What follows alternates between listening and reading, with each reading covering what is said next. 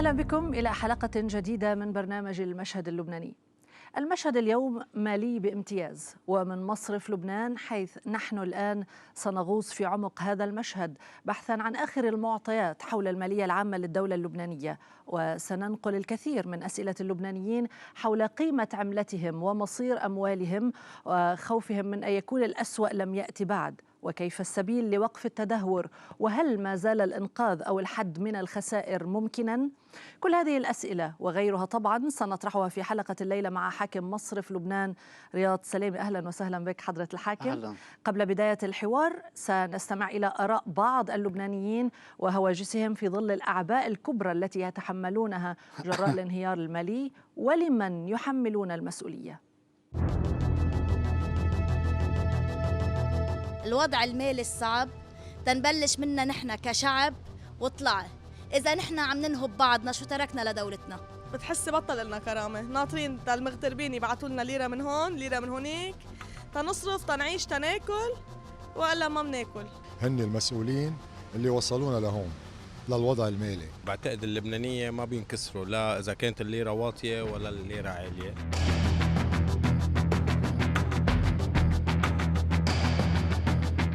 الوضع المالي السيء في 3 عناصر بيتحملوا مسؤولية، هن الشعب أول شيء، وثاني شيء الحكومات اللي تعاقبت على الحكومات السابقة والحالية، والحاكم هو موظف بالنتيجة كان عم يتلقى أوامر من السلطة.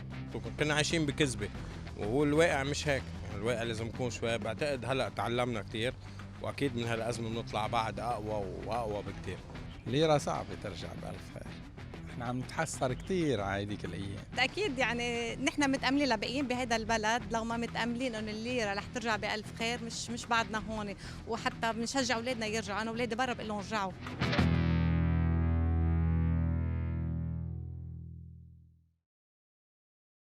حضرة حاكم مصرف لبنان رياض سلامي، شكرا لوجودك معنا. أهلا. كيف تصف لهؤلاء اللبنانيين ولجميع اللبنانيين الواقع المالي اليوم؟ هل نحن في الأسوأ أو ممكن الانحدار يكفي أكثر بعد؟ يعني أولا ما نحط الأمور بمكانها.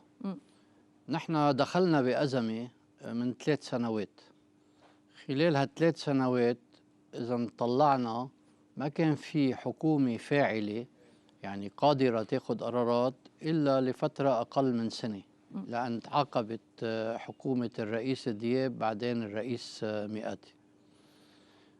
كان لمصرف لبنان خيار، إما ما بيعمل شيء أو بيحاول بقدراته الذاتية وضمن القوانين اللي بتسمح له بالعمل، بيحاول إنه يجرب يدير هالأزمة ليخفف من وطأتها على البلد وعلى اللبنانيين.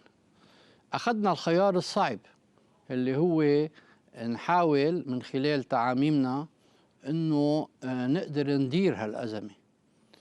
وهالأزمة كانت عم بتواجه كمان تحديات خارجة عن نطاق مصرف لبنان. أهم حدث صار هو التوقف عن الدفع عن السندات اللبنانية الخارجية اللي عزلت لبنان بشكل كبير من الأسواق المالية وصعبت دخول الدولارات على لبنان.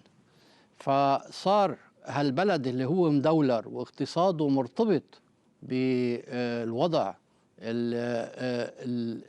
قديش في سيولة بالدولار بالبلد، صار عم بواجه أزمة اقتصادية ومالية. واجت غير عناصر كمان أذت لبنان، إن كان الكوفيد وقت اللي أثر على الحركة الاقتصادية بالعالم كله، والدليل إنه صندوق النقد الدولي رجع دين كل الدول أموال ليقدروا يحسنوا وضعهم ووضع البنوك المركزية تبعهم. إجا انفجار المرفأ كمان اللي أثر كتير على الثقة واللي خلق حركة هجرة من لبنان. كل هالأمور هيدي وضيفي عليها إنه لبنان هو بوضع ما بيقدر يعيش إذا ما في ثقة. فصارت من هون دورنا كبنك مركزي إنه نقدر نقدم بعض المبادرات، نخلق أدوات جديدة لنأمن السيولة ضمن الإمكانيات اللي عنا، وذلك لنلبي اللي سمعتيه من المواطنين. يعني ما إنه متجاهلين للأزمة أو معتبرين إنه منا موجودة هالأزمة، بس وقت في أزمة بدها يكون في لها معالجة. وللأسف إذا بتزيحي عن مصرف لبنان ما شفنا مبادرات أخرى. بس اليوم نحن بالأسوأ، يعني عم تحكيني عن تعميم، عن إمكانية معالجة بالحد الأدنى، الوضع منه بأحلى حال بالعكس، بس نحن بالأسوأ ولا ممكن بعد يكون في أسوأ؟ نحن اللي هلأ بالإحصاءات اللي شفناها من دائرة الاقتصاد بمصرف لبنان إنه بالعام 2022 رح يكون في نمو بالاقتصاد اللبناني بحدود 2%. واللي شفناه أيضا أنه حركة الاستيراد رجعت ارتفعت بلبنان، وهيدي دليل على أنه القطاع الخاص بشكل أو بآخر رجع خلق توازناته. وأنت شاهدة على المشهد الحركة الاقتصادية اللي كانت الصيفية الماضية. المشكلة تبع لبنان اليوم هي القطاع العام.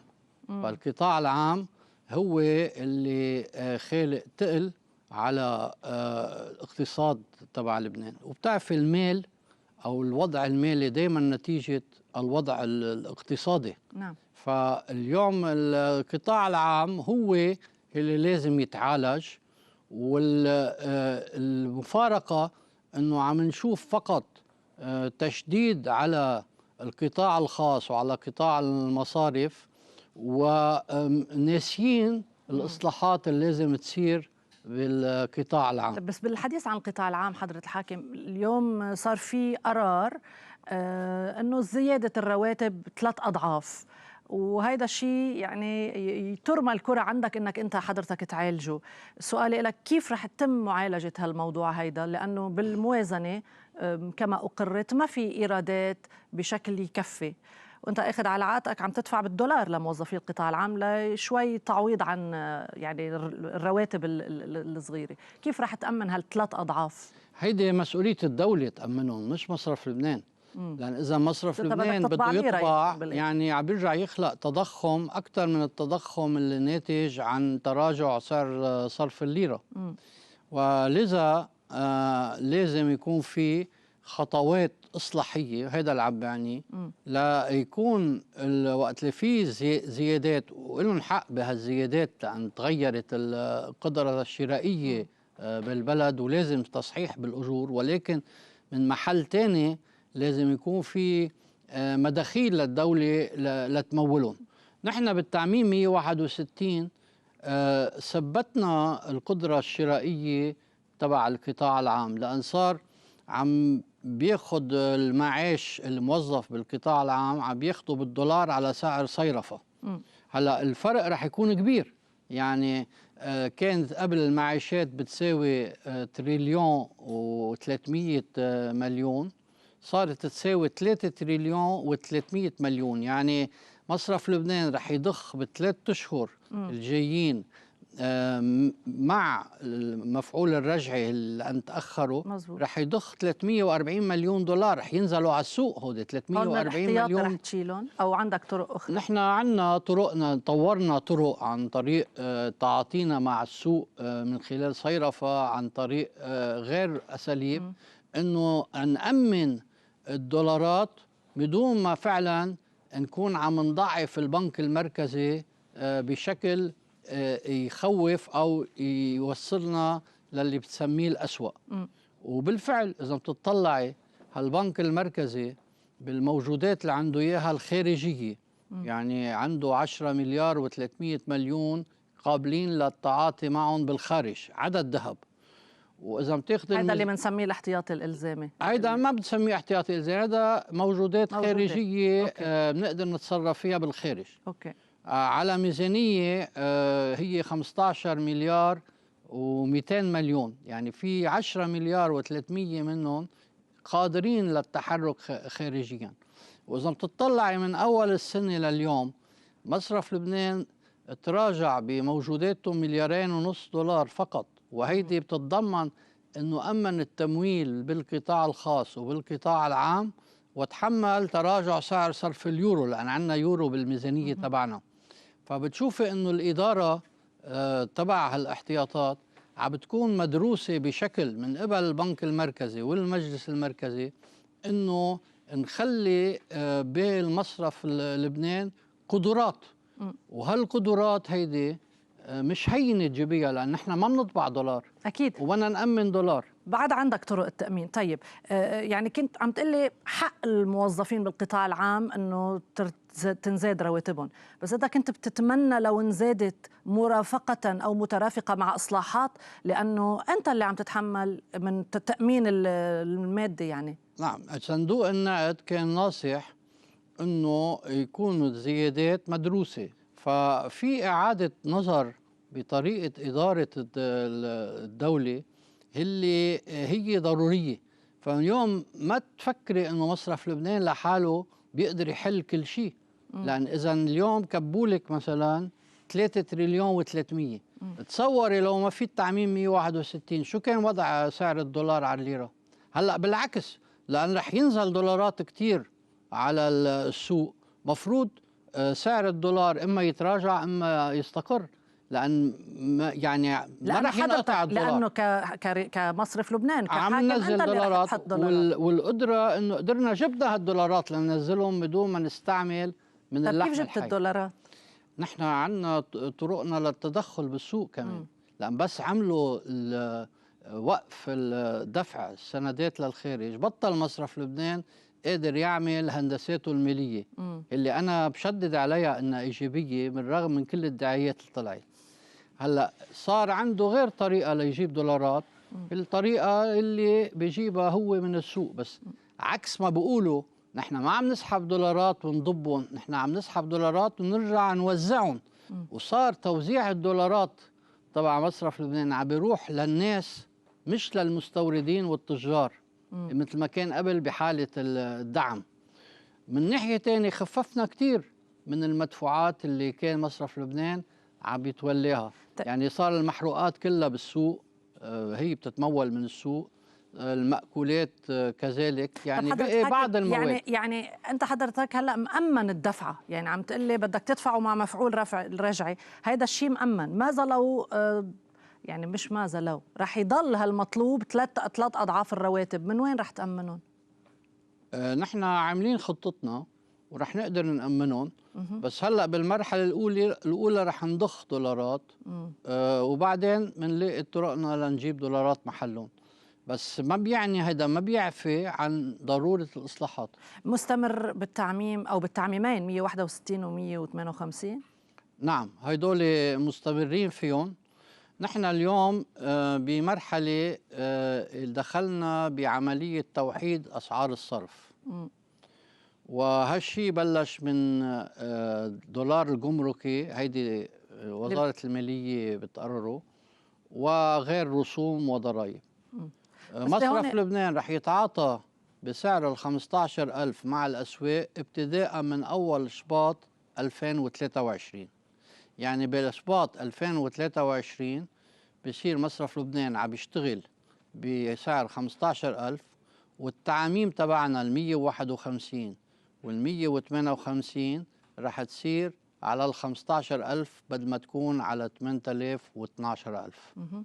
فبأول شباط 2023، وهالأمر ساري إلا إذا صوت على قانون الكابيتال كنترول، ساعتها بدنا نلغي كل هالتعاميم وبصير محكومين التعاطي بين المودعين والمصارف تبعا لشو محدد القانون. لأنه للكابيتال كنترول بيصير بيلغي التعاميم.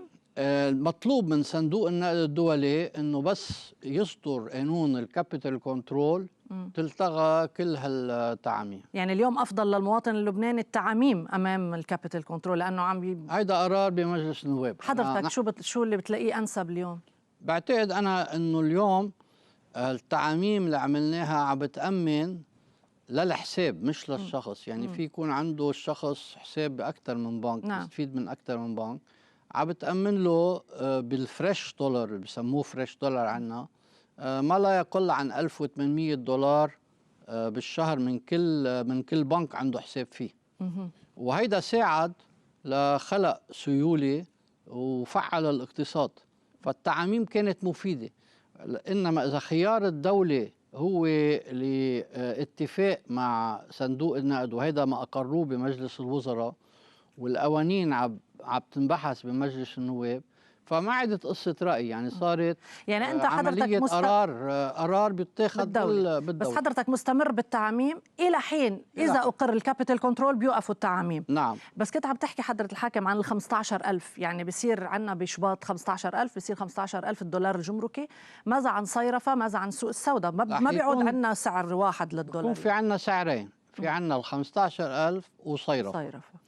هلا يعني هي التوحيد ما في يصير بضرب واحد. نعم. مشان هيك هي بتكون أول مرحلة لغاية ما يصير صيرفة، والأسعار تبع صيرفة هي اللي بتحدد سعر الدولار على الليرة.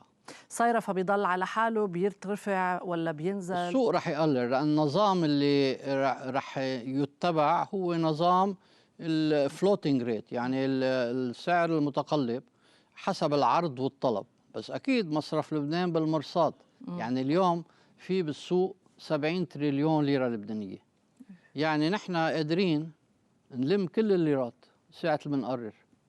فالأسواق عارفة هالشي، يعني بالرغم من كل التقلبات اللي بتصير عارفين إنه نحن إذا قررنا فينا نحط $1,000,000، لأن مش كل الليرات رح ترجع، وننشف السوق كله من الليرات.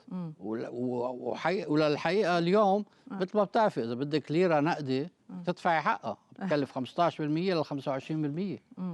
طيب رح نوصل لمحل ابتداء من شباط عم نحكي عن 15,000، عم نحكي عن صيرفة بيحددوا السوق، وعم نحكي عن سوق السوداء اللي ما بعرف إذا بيحددوا السوق أو أنت، لأنه كمان في كلام إنه مصرف لبنان وحاكم مصرف لبنان هو الذي يدير الصرافين الكبار وبيحددوا السوق السوداء. إيه يعني بالليل أنا بركب على الموتوسيكل وبروح بظبط لا يعني هيدا الكلام إنه يعني في علاقة مع الصرافين لهن يحددوا هالابليكيشن. ما في علاقة مع الصرافين. مصرف لبنان اعتمد 3 أو 4 شركات بيتعاطى معها بكل شفافية، ونحن ما عندنا علاقة مباشرة مع الصرافين.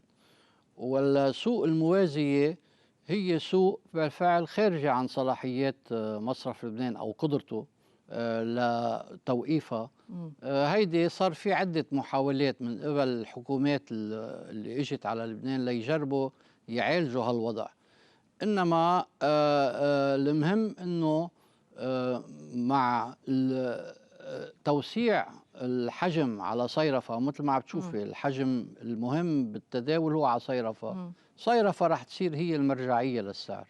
امتى بيصير في عنا سعر واحد؟ وهل حضرتك مع تحرير سعر الصرف ومتى؟ هو نحن سعر الصرف هلا محرر مبدئيا، يعتبر محرر لأن وقت اللي عم بتمارسي اليوم بالسوق، وقت اللي عم بيصير في عمليات استهلاكية أو تجارية عم بتكون بأسعار متقلبة. حتى سعر البنزين عم بيتغير حسب شو بيكون سعر الدولار. إنما المهم لنا إنه لو كان السعر صار متحرك، إنما ما يكون في أفزات كبيرة، يعني نكون دايما بهوامش طبيعية، لأن هيدي بتعطي رؤية وبتحسن من الوضع الاقتصادي. يعني تحت السيطرة فينا نقول. نعم. حضرتك مسيطر، بيطلع 1000-2000، بس السعر صرف الدولار سقف يعني 40 أو 50. بعتقد شفتي إنه بمرحلتين يعني دخلنا بشكل قوي، وصار في تراجع كبير للمضاربات بحينها. فينا نحكي عن سقف حضرة الحاكم 40-50 يعني أكثر؟ أنا ما في أقول سقف، لأن هذا السوق، وبعدين شو بصير في تطورات كل يوم عندك بالبلد دراسة عن السوق، ويعني هيدا ما حدا في يتوقع. إنما اللي فينا نقوله إنه نحن قادرين نقدر نضبط الكتلة بالليرة اللبنانية بالدولارات اللي معنا بدون ما نكون خسرنا كتير من دولاراتنا. رح توقف مع فاصل إعلاني ونتابع المحور الثاني من هذه الحلقة مع حاكم مصرف لبنان رياض سلامة.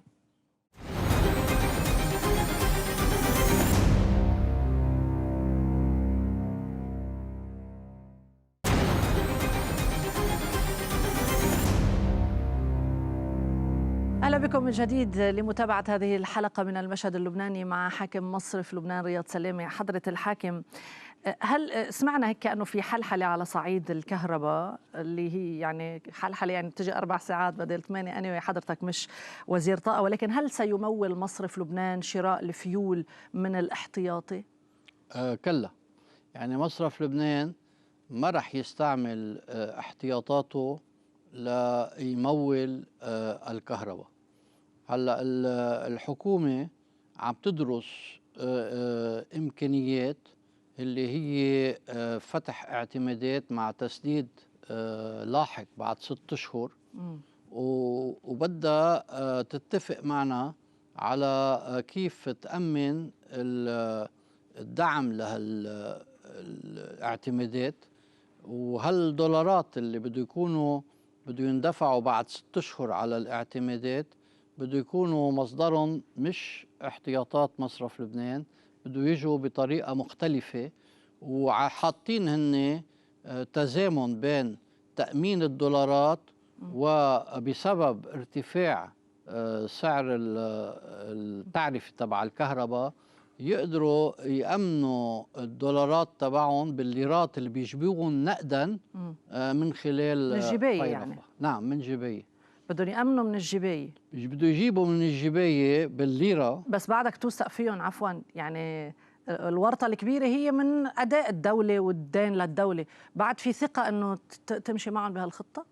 نحن بنعتقد أنه عندهم قدرة خلال ال6 أشهر القادمين أنه يقدروا يجبوا بما يساوي 300 مليون دولار من السوق باللبناني أكيد، حضرة الحاكم، ويحولوهم على سعر صيرفة لدولار حسب توقعاتنا، وهيدا السقف اللي بالوقت الحاضر نحن عم نبحث فيه. كتار بيسألوا ليش لما كان بعده الرئيس ميشيل عون ببعبدة ما عملتوا هالخطوة، ما كنتوا عم تفتحوا اعتمادات؟ هل هو انتقام سياسي انه اجت الخطوة دغري من بعد خروجه من بعبدة؟ لا، نحن ما أخذ القرار لتغيير التعرفة. قرار فتح اعتماد، ما كنت لا، ما هو مربوط بانه يكون في رفع التعرفة، رفع التعرفة، وكان في ايضا بوقت الحكومات الموجودة وكان الرئيس عون كان في بحث مع بنك الدولي ليجيبوا اموال لتمول الكهرباء، وكان البنك الدولي حاطط من الشروط انه يكون في تغيير بالتعرفة، وبالفعل مش نحن اللي اخرنا بالموضوع، اللي اخر بالموضوع انه ما اخذوا قرار زيادة التعرفة الا هلا من كم جمعة. حضرة الحاكم، في قرار مهم صدر عن حضرتك، حل مجلس إدارة بنك بركة وتعيين مدير، وقبله في فدرال بنك ويمكن في بنك ثالث. هل هذه الخطوة تعتبر الفشخة الأولى أو الحجر الأساس لقانون إعادة هيكلة المصارف؟ هلا أول شيء بالنسبة للبركة، لأن هن عملوا تعليقات، أول شيء مش مصرف لبنان اللي بياخد هيك قرار، هي الهيئة المصرفية العليا، وذلك بعد عدة جلسات والاستماع لهم، لأن نحن المطلوب أنه تطبق التعاميم تبع مصرف لبنان من كل المصارف، والمصارف اللي ما بتطبق تعاميم مصرف لبنان تحال كلها إلى الهيئة المصرفية العليا اللي هي هيئة مستقلة عن مصرف لبنان وقراراتها غير قابلة للمراجعة. وهون المؤسف انه البنك بالتعليقات اللي عملها ما بيعرف القوانين اللبنانيه، مع انه صار له اكثر من 10 سنين. وشو اللي خالف؟ انه ما زاد راس المال؟ في نقص بالراس المال وفي نقص بالسيوله. وهن ما رايدين يواجهوا هالوضع هيدا. ثانيا نحن وقت اللي عم نعين مدير مؤقت على هالبنك او على غيره مش بهدف افلاس البنك، هو تبعا للمادة 209 بقانون النقد والتسليف لإعادة التوازنات على البنك لنحمي أموال المودعين. يعني مش الهدف أنه ناخد البنك على الإفلاس. وإذا القيمين على البنك ما قدروا يأمنوا هالشيء، نحن من واجباتنا القانونية نعين مدير مؤقت ليشتغل هالشغلة ويأمن التوازنات، وبنتأمل أنه هالمحاولات اللي رح نعملها تكون ناجحة. ترجع بتجلسوا ولا هيدي خطوة يمكن تصفية البنك؟ لا، نحن بنرجع بنجلسوا وبنشوف بعدين، لأن بعضهم أصحاب البنك هن أصحاب البنك، بنشوف معهم شو النوايا تبعهم. أوكي. هلا نحن فعلا هالشيء عم بيتم تبعا القوانين القائمة، وابتدينا بمراجعة مع البنوك من أكثر من سنة، يعني مش إنه مش اليوم يعني، وأعطينا الوقت ورح نطبق هالشيء مع كل المصارف. في يعني مصارف جاية بالأيام المقبلة نفس الشيء وضع؟ يعني أي مصرف أنا ما بعرف، هذه لجنة الرقابة بتحيل لنا التقارير، ولكن لازم يكون معروف إنه أي مصرف ما بده يكون مطبق لتعاميم مصرف لبنان أكيد رح يكون في قرارات تاخذها الهيئة المصرفية العليا. فدرال بنك كان نفس الوضعية، نفس القصة؟ جد الشيء يعني قصة رأس مال وسيولة، بس انه ما بقدر احكي اكثر من هيك لان بتعرفي في خصوصيات. هلا فينا نعتبر بس باكد انه مش للافلاس. مش للافلاس. نعم. مش للافلاس، مش للتصفيه، ممكن يكون للدمج. هلا ما نخلق التوازنات لمصلحة المودعين يعني. طيب رح احكي بعد شوي عن المودعين، ولكن هل هذه هي خطوه اولى ما صار في قانون بعد بس، ولكن باعاده هيكله المصارف؟ هيدي بتختلف عن إعادة هيكلة المصارف، لأن بدها مثل ما تفضلتي وقلتي قانون. ومصرف لبنان اشتغلوا عليه لجنة الرقابة والشؤون القانونية ونسقوا مع صندوق النقد، أعدوا مشروع قانون لإعادة هيكلة المصارف وحولوه للحكومة على أساس أنه بده ينبحث بالحكومة وبمجلس النواب. هيدا عنده غير طريقة بالتطبيق. اليوم اللي نحن عم نشتغل عليه هي القوانين القائمة حاليا، يعني ما حنوقف كل شيء ليكون طلع هيدا القانون. ليش عم يتأخر قانون إعادة هيكلة المصارف؟ ما تأخر، يعني هي بلش اتخذ القرار وطلب من مصرف لبنان بعض الأمور ونحن لبيناها، يعني طلبوا تدقيق وعينوا مدققين دققوا وسلمون الحسابات من أيار على ميزانيات مصرف لبنان، وما في أي ملاحظات على هالميزانيات.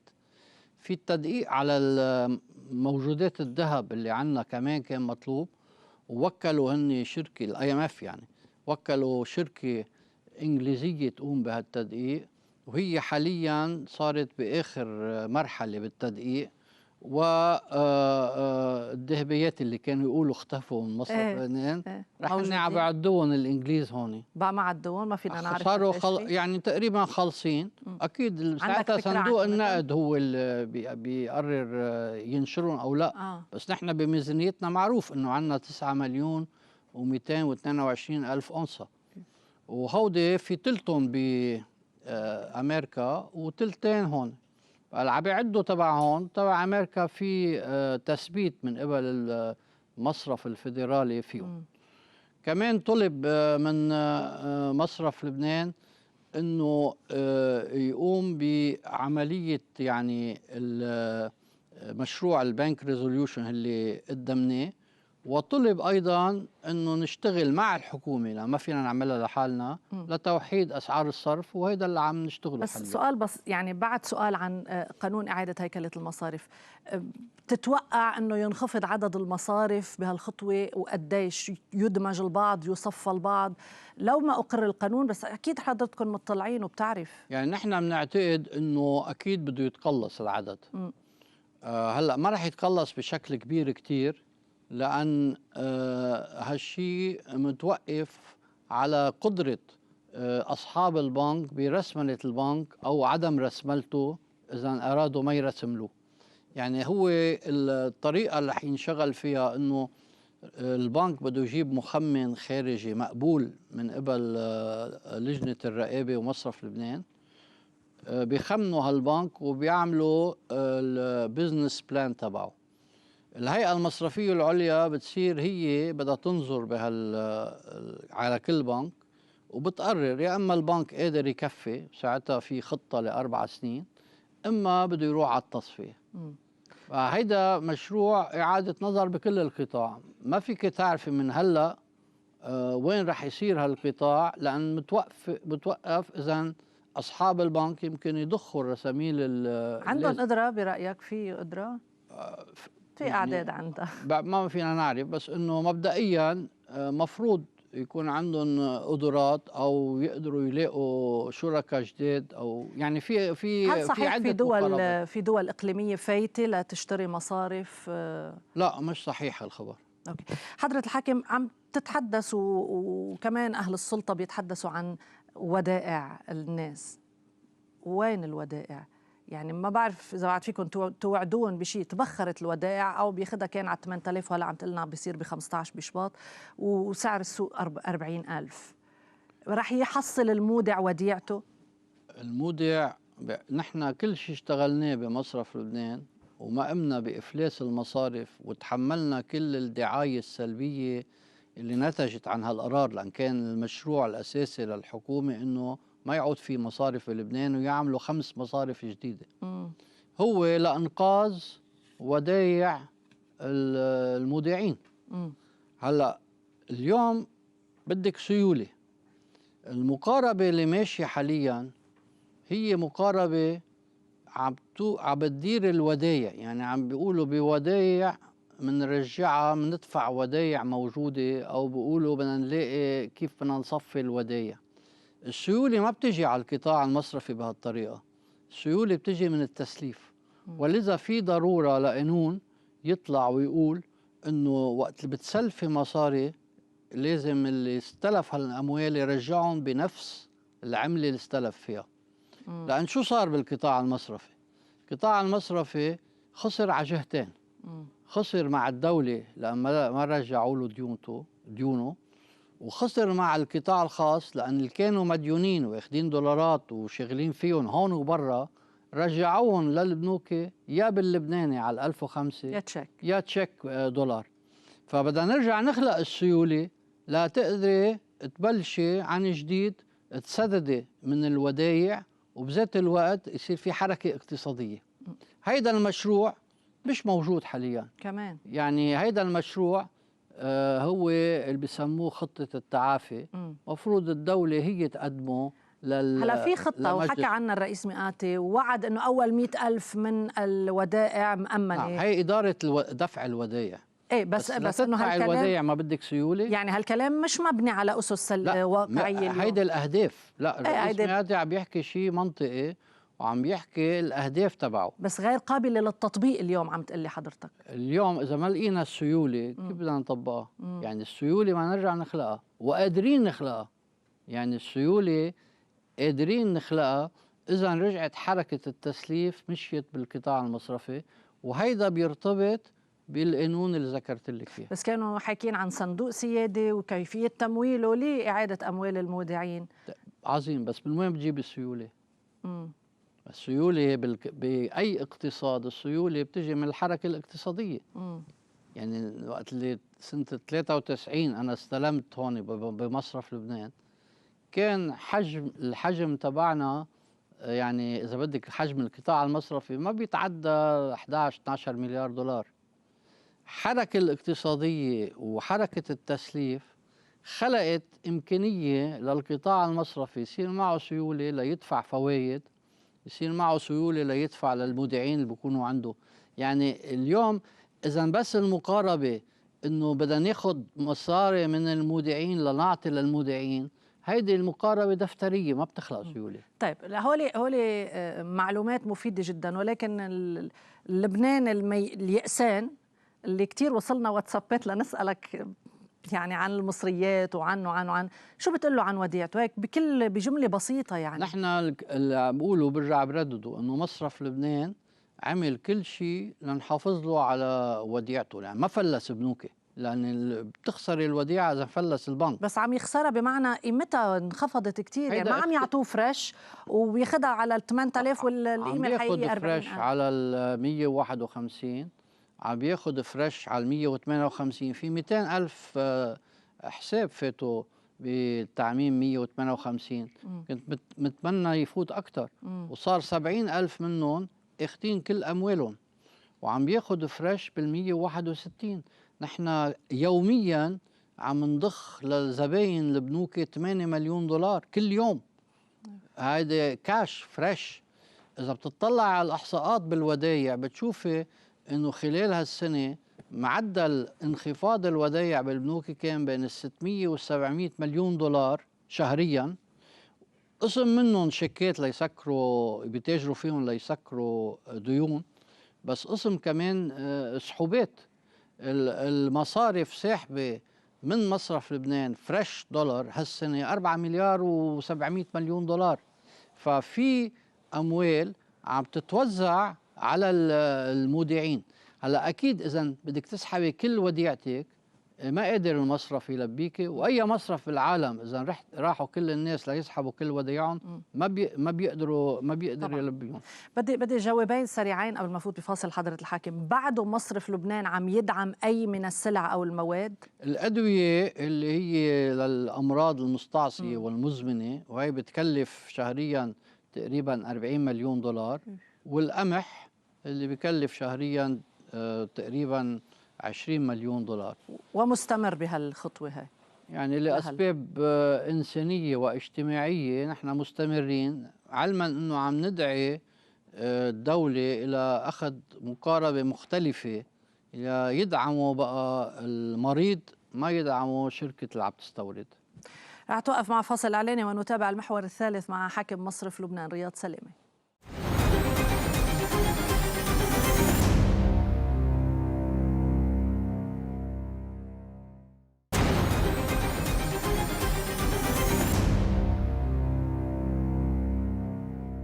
أهلا بكم إلى المحور الثالث والأخير من هذه المقابلة من المشهد اللبناني مع حاكم مصرف لبنان رياض سلامة.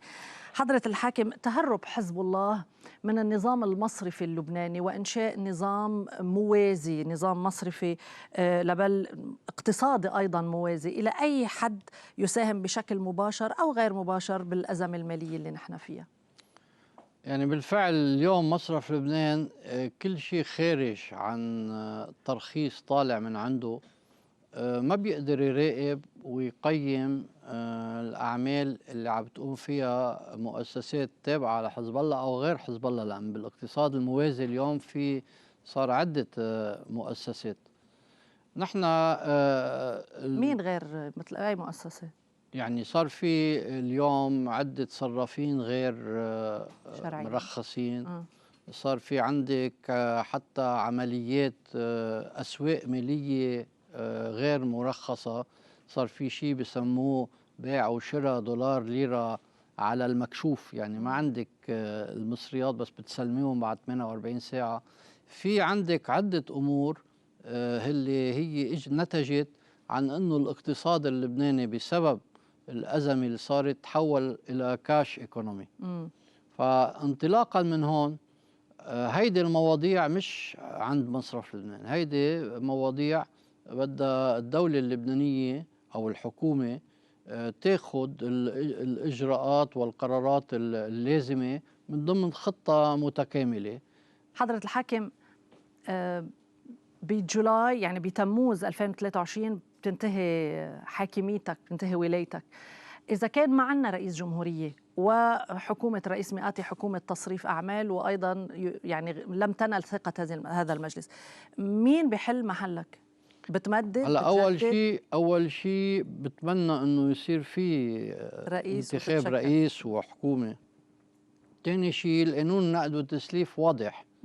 يعني بآخر تموز أنا تارك مصرف لبنان، وحسب القانون النائب الحاكم الأول هو بيتولى المهام الحاكمية. هيدا القانون النقد والتسليف. إذا صار في رئيس مثل ما عم تتمنى وكلنا بنتمنى، ورئيس حكومة وشكل حكومة وطلب منك إنك تبقى لأنك عارف بكل الأوضاع، ومثل ما قال مرة الرئيس مئاتي ما منبدل الضباط بوقت المعارك. مستعد تضل؟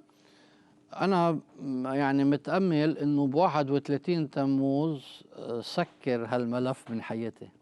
متأمل بس ممكن تعيد النظر. لا يعني مقرر هيك.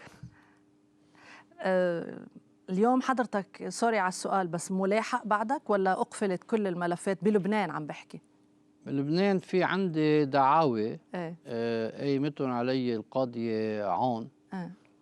ما بعرف عددهم قد ما كتروا يعني. وناطر ليصير في لماذا لم تمثل حضرة الحاكم؟ اليوم أنا يعني بالنسبة للقاضية عون هي علنا على التويتات تبعها بمجالسها بالمطاعم بتهاجمني، حاكمة علي قبل ما تكون استمعت لي. فقمت قدمت بدعوى للرد ودعوى لمخاصمة الدولة من منطق انه مش معقول الواحد يكون حاكمك وبده يحقق معك، يعني حاكمك مسبقا.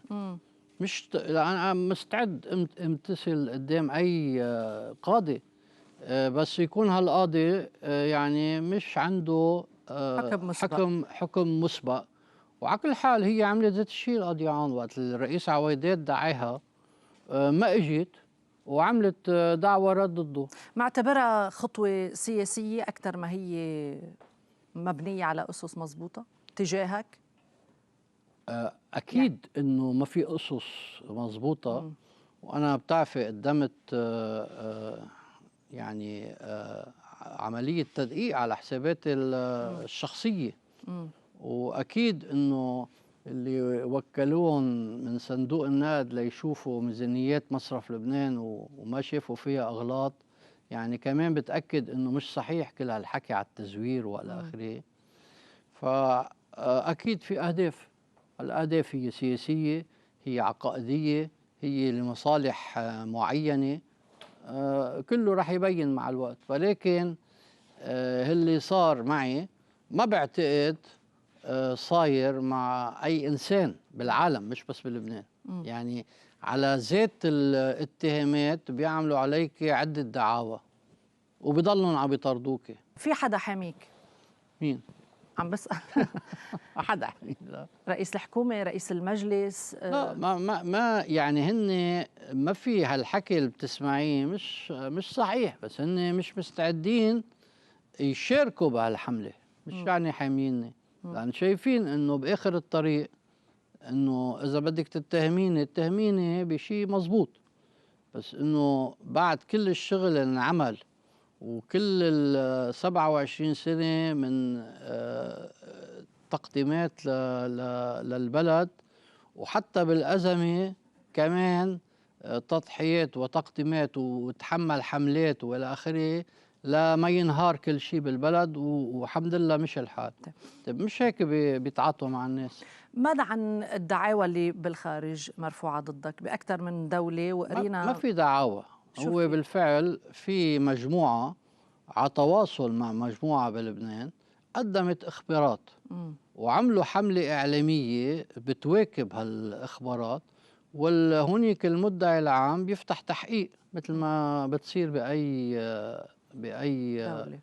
بس يفتح تحقيق، هو ما عنده، أنا مش عامل جرايم عندهم يعني. بيبعتوا بيسألوا لهون شو عندكم جرايم، بيقولوا هون عم بيحققوا معه من برا، بس هن الأساس عم بيسألوا السؤالات لأن إجاهم هالإخبارات وهالعمليات، ومعروفين صاروا الناس اللي شغلينها وهن عم بيقولوا عم بيشتغلوها، يعني مش إنه شيء محدد. في تصريحات إنه في قضاة ملاحقينك، أحد المحامين عم بيقول ما في عندي اليوم ولا دعوة قايمت لحديث هلا.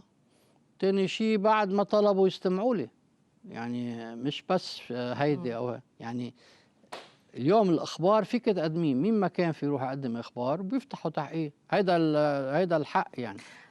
بس انه شيطنة الموضوع تقتضي انه يقدموها انه في دعاوى وملاحق ب7 دول. هيك عم بقول. حضرة الحاكم، المشكل بلبنان اليوم متشعب، ما في طرف واحد بينلام، في الدولة، في المصارف، في مصرف لبنان. قديش جزء من المسؤولية بيتحمل رياض سلامة إلى ما وصلنا، مسؤولية ما وصلنا إليه؟ اليوم أول شيء ما لازم نشخصن مصرف لبنان. يعني مصرف لبنان في عنده مجلس مركزي، في لجنة رقابة، في هيئة تحقيق لمكافحة تبييض الأموال، في إدارة عم تشتغل. تاني شيء هالبنك المركزي شو عمل بآخر الطريق؟ عمل لمصلحة لبنان. يعني بدك دين دولة عاجزة ومقفلسة نحن عبينا الفراغ وربحنا الوقت ليصير في إصلاحات. بهالوقت هيدا ما عم نقول وقت قصير. يعني الاقتصاد بلبنان نمي، خلقنا رجعنا الطبقة الوسطى، قروض سكنية لعشرات الآلاف من العيال، تمويل الصناعة والزراعة والسياحة، تمويل الاقتصاد المعرفي الرقمي، تمويل الإبداع الفني، تمويل الطاقة البديلة. أول مصرف مركزي عمل قروض مدعومة لهالشيء وغيره، اللي خلت اللبناني صار يحس حاله عايش بكرامته. هاي لفترة من الزمن 27 سنة. 27 سنة فترة طويلة. طويلة يعني 27 سنة نحن عم نعمل هالشيء وناطرين يصير في إصلاحات بالدولة. بعدين بصير في مشكل اللي ما له علاقة فيه أبدا مصرف لبنان. صار هالمشكل هيدا، طلع الناس اللي مفروض كانوا يصلحوا خلال هال 27 سنة أحسن طريقة تقول حق على مصرف لبنان. طب مصرف لبنان ما هو صرف. مين هن اللي هن لازم يصلحوا قالوا حق على مصرف لبنان؟ كل هالطبقة الحاكمة والسياسية قالوا مصرف لبنان مسؤول. بس أنا عم بقول حضرة الحاكم، أنت اللي عملته مزبوط، اللبناني عاش برخاء لفترة من الزمن، ولكن ليش استمريت بهالسياسة لما الدولة ما عم تتجاوب بالإصلاحات وما عم يعني مشان هيك الشعب بحملك مسؤولية إنه ليش دينت هالدولة اللي هي مقفلسة؟ أول شيء الدين اللي انعمل للدولة انعمل بالليرة اللبنانية. يعني غلط يقولوا إنه أخذنا ودايع الناس ندينهم للدولة. تاني شيء المصارف دينت مباشرة للدولة كمان من خلال الاكتتاب بسندات الخزينة باللبناني وبالعملات الأجنبية، لأن على ثقة إنه هالدولة رح ترد لها المصريات. اليوم وقت اللي بتتوقفي عن الدفع، بتفكري أنت إنه التوقف عن الدفع ما بيخلق صدمة بالثقة على كل شيء؟ والدولار على الليرة اللبنانية بالرغم من الأزمة تبع 2019 بتشرين ضلوا بأسعار تحت 2000 ليرة لحدية ما بلش الحكي عن الخطة الحكومية جديدة والتوقف عن الدفع، ساعتها بلش يطلع. إذا بتتذكري كمان كان الدولار إذا بدك تاخدي شيك من البنك تروحي تصرفيه بالسوق يعطوك 90% أو 80% من قيمته. صح. ما نزل لل 20% إلا بعد التخلف عن الدفع. صح. نحن عملنا التخلف عن الدفع، نحن جينا عم نرقع الأغلاط اللي صارت قبل سلسلة الرتب والرواتب. ما نحن قلنا لهم لن نقسطوها على 5 سنين. ما كان في جواب، صوت عليها. هيدا قانون، أنا في وقف قانون؟ ما في وقف قانون. عم تحكي بسلفات الكهرباء 25 مليار دولار ب10 سنين، ما كلهم بقوانين وقوانين موازنه. يعني القانون معقول حدا بيصوت على القوانين وبيعمل هالشيء وبيرجع بيقول ما حق علي لشو يطبق القوانين؟ مشان هيك لوضح للناس القانون اقوى من حاكم مصرف لبنان. يعني مش انه قانون النقد والتسليف اقوى من قانون مجلس النواب، قانون صادر عن مجلس النواب يلزمك بذلك. يلزم. نعم. باخر سؤال لك، هل صحيح أن حاكم مصرف لبنان رياض سلامة يملك أسرار من شأنها لو باح بها أن تطيح برؤوس كبيرة؟ نحن ما بدنا نطيح برؤوس حدا. هو ما بدك، بس إذا قررت قادر. أكيد. أنا اليوم ملتزم بالقانون. يعني المادة 151 بقانون النقد والتسليف تمنع علي أحكي بشيء طلعت عليه أنا وعم بمارس حتى من بعد ما تفل. حتى من بعد ما تفلي.